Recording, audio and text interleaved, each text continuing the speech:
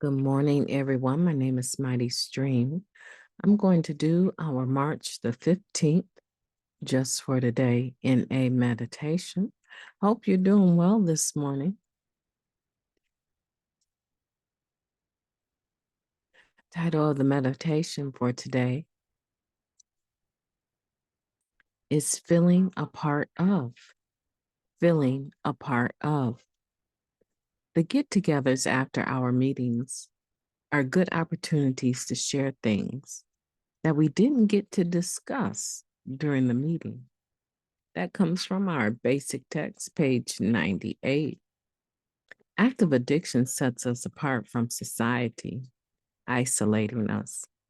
Fear was at the core of that alienation. We believed that if we let others get to know us, they would only find out how terribly flawed we were. Rejection would be only a short step away.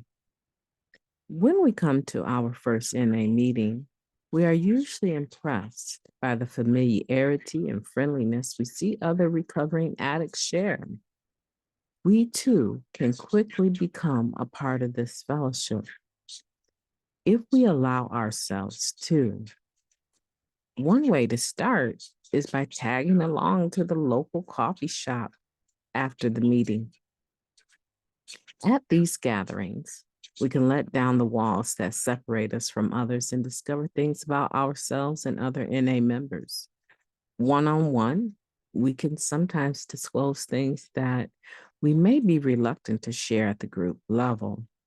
We learn to make small talk at many of these late night gatherings and forge deep, strong relationships as well. With our newfound friends in NA, we no longer have to live lives of isolation.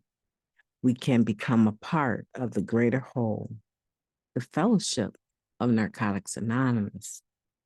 Just for today, I will break free of isolation.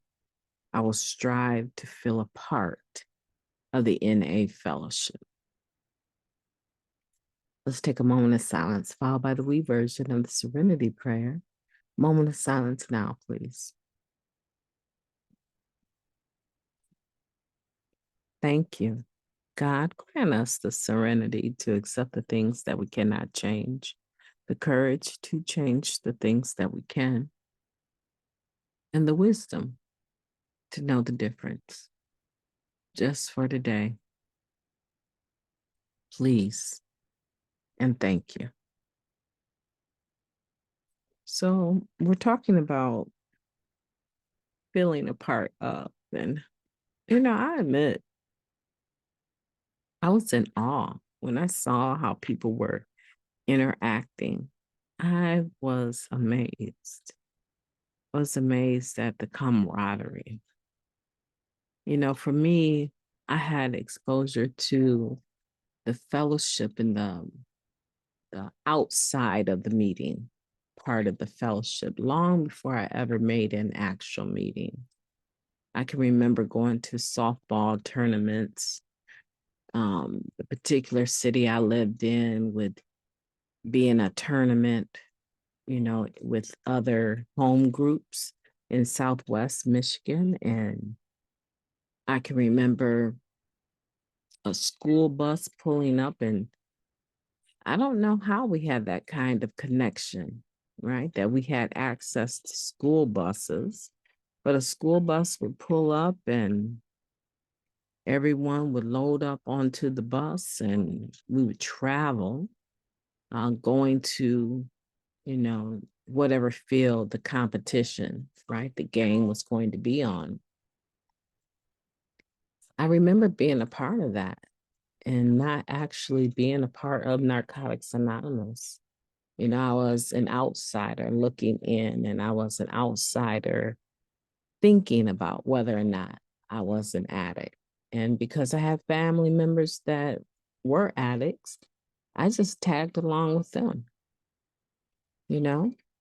And so I think being a newcomer and being able to hang out with other individuals in recovery after the meetings I think that's where some of the decision making about whether or not you're going to stay, right? Because I believe that's a decision for a newcomer, just as it is a decision for anyone else. Am I going to stay here? Am I contemplating relapse? Right? That's why we say relapse is a decision, right? And so we remember when we say we are, but one of the things that happens when we fellowship outside of the meeting is that we begin to get to know people, and people get to begin to get to know us. And when that takes place, now we're forging a relationship that is not based on drugs in the sense of actively using, but it is based on recovery from the disease of addiction.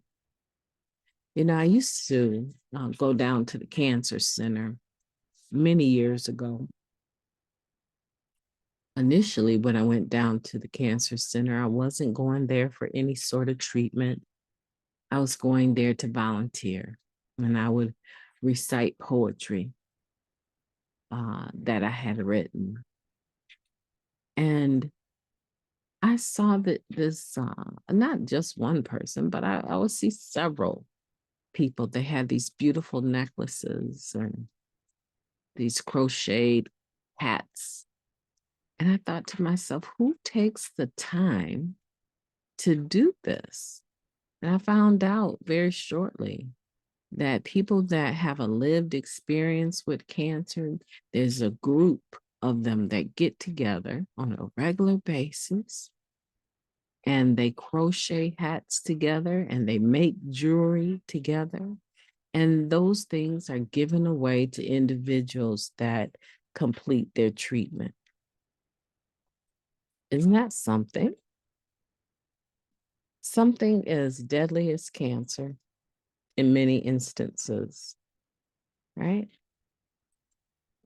There's a group of people that get together and they honor that they have had that in common. Well, there's nothing different about our disease of addiction. We honor one another when we come together, oftentimes outside of the meeting, because the meeting is the treatment in a sense, right? We come together at coffee shops, restaurants, events, conventions. We do all of this because it forges the relationship in such a way that it can be very helpful to have those experiences that I've cited to fall back on when you get into that stinking thinking. Instead of leaning into that, you lean into the positive parts. I remember laughing so hard, having coffee after a meeting, and I can remember going from laughing so hard to crying because not tears of pain, but tears of joy that I finally was able to laugh again. Right? I was finally able to see the sun in a spiritual sense, starting to peek through my dark clouds of that disease of addiction and depression and anger and self-loathing. It was a beautiful experience. And it's one of the main reasons I'm still here today. And so I want for you to do that. I want you to break free of your isolation today. I want you to strive to be a part of the fellowship. You know, instead of just showing up to the meeting just in time, show up a little bit earlier and speak to someone you don't normally speak to, right? Sit next to someone you don't normally sit next to. Hang out after the meeting a little bit longer instead of rushing off to your car and heading home. Just tell yourself, I'm going to be at that meeting 15 minutes before it starts, and I'm not leaving until after it has ended for 15 minutes. And start opening your mouth and making yourself available to engage with other people. Because a lot of times the people that are rushing off or are missing the opportunity, the conversation about let's go get some coffee, y'all. Let's go eat. And I remember what we used to do, the newcomer, we would say, you want to come along? We would ask them, I don't have any money. Don't you worry about that. We got you. We got you. And maybe that person saying they got you really didn't have all of the money to be able to take care of your meal, but they knew other people were going to pitch in. They were not going to let you sit there hungry. They were going to make sure that you were well taken care of. Right. And so offer that to a newcomer, but also if you're a newcomer listening, hang around just a little bit longer.